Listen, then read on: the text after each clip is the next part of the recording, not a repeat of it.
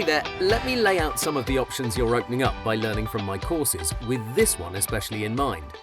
Before I present them, I want to deeply stress something that you'll hear from me on a constant basis. Work hard, work smart, work long enough, and the results will follow.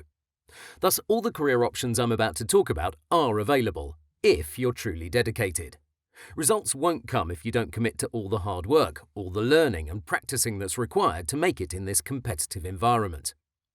Finally, I want to say this is very similar to working out. It's simple, it's just not easy. Meaning, you know what you have to do. Run 5 miles a day, go to the gym 4 times a week, use the machines as described, eat right, don't drink, don't smoke, and if you do this for 6 to 12 months, you'll absolutely get results. It's very straightforward. It's simple, but it's not easy. It's one thing to know what you need to do, and another to actually do it. With that in mind, after watching this course and maybe another related one, you'll be able to work in the crowdsourcing sector. That's your first career option. Crowdsourcing is explained later in the course, but I'll sum it up here as well. Say a company wants a new design for its website, though it could be a new logo, newsletter, t-shirt design, packaging, and so on. They post their requirements on a website, say 99 Designs, which is the biggest crowdsourcing platform of them all. Designers read the brief and they submit their concepts. The client gives feedback, and after some back and forth over the course of a few days, the company selects a winner. In the vast majority of cases, it's only one single winner. The amount of money varies from a few $100 to a few $1,000, and in return the company gets the PSD file that contains the new design. The major advantage is you have loads of work due to a large number of contests being available all the time. The downside is that you can invest a lot of time and energy and come second. Second or last place makes no difference. You still end up with $0. Is this a way to make a living? Absolutely yes. Now this begs a few notes. Those living in New York City won't be as thrilled to make $2,000, $3,000, $4,000 per month, while those living in other parts of the world would be over the moon with that sum. Do I guarantee you'll make this much? Absolutely not. Like I said in the beginning, it's all about how bad you want it. If you watch the lecture about my personal story, you'll see that I had a huge amount of passion and drive. This is what fueled my winning spree. And make no mistake, I won contests left and right even though I didn't have any previous experience. I didn't have any formal training, nor did I have a decent computer. But even if you don't work like your life depends on it, you can still make a good living by doing crowdsourcing work. And as you continue to use these platforms, opportunities will start coming in. This brings me to option number 2, working remotely for a company, either project-based, part-time or full-time. When I participated in web design contests, I always tried to make a great impression. I was quick to reply to everything the client wrote. I went out of my way to make the contest holder happy. I often went the extra mile by providing all sorts of other entries and variations and so on. By working like this, job offers started to come in. Hey, I have a web design company, but I'm using this crowdsourcing platform because I don't have enough designers on staff. Would you like to work for me? I got a few of these messages and I accepted some offers. I worked project-based, not on an hourly rate, because that suited me best, especially considering I was very fast. One homepage was usually done in about 2.5 hours, maybe 3 to 4 hours if it was very complex. This is a solid career choice if you want to step away from design contests if that's not your cup of tea. This provides more stability as you get paid for everything you design.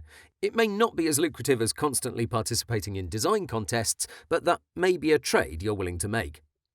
In my case, I was working both ends. I did my assigned projects, which got me about £600 per month. That was about $850 or so, but I kept freelancing the rest of the time.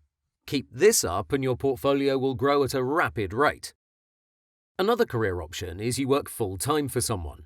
In my case, after crowdsourcing and working for a web design company remotely, I got an offer to move to New York to join a design agency. The guy I spoke with said they charged from $15,000 to $25,000 per website, so they could easily afford to pay me a few thousand per project. I declined, but I'm sure that at that point, after several months of freelancing, I could go to most web design agencies in my city and get a job. And that brings a certain amount of confidence that's otherwise hard to come by. You feel empowered, you feel like you're in control of your own destiny. You can make decisions for yourself that will shape your life. It's a great feeling. There's also option number 4, working on freelancing platforms like Upwork or freelancer.com. The difference between those types of sites and crowdsourcing platforms like 99 Designs is also explained later on in the course, but here it is in short. On 99 Designs, you first design and maybe you'll get paid afterwards. On Upwork, clients post their jobs, you apply, and they check out your profile.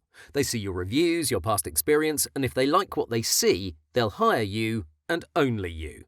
Thus, your projects and payments are secured. That's a strong and fairly stable career path. Option number 5 is becoming an entrepreneur. By designing websites, you get to interact with a lot of business owners. You see sketches and wireframes that describe the business. You get to understand how a startup works and how the process is set up. That's because you can't design a great website if you don't have all the details. Thus, by constantly brushing shoulders with CEOs, product and project managers, you're far more likely to develop a taste for entrepreneurship.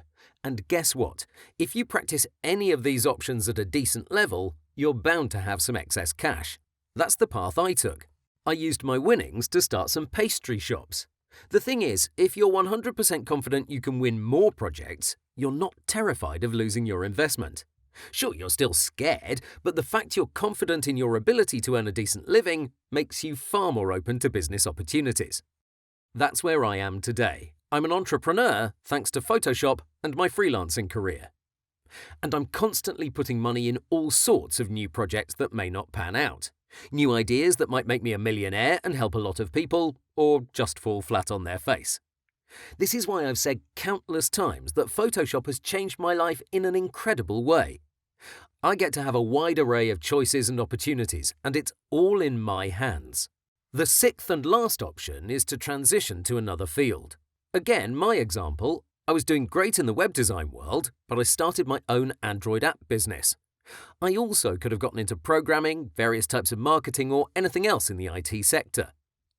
Once you have a strong Photoshop background and you're able to design a beautiful website, you can sidestep to another field with much more confidence. I'm not saying the world is your oyster just because you know a thing or two about web design in Photoshop, but it's much easier to adapt to new circumstances when your skill set is related and can be somewhat applied to that new field. So there you have it, 6 career paths that are available to you if you work for it. 1. Crowdsourcing. 2. Project-based remote work. 3. A full-time job in a design agency. 4. Freelancing on Upwork, freelancer.com or similar platforms. 5. Start your own business. 6. Transition to another field in tech. It's all in your hands. Go for it. I'll see you in the next lecture.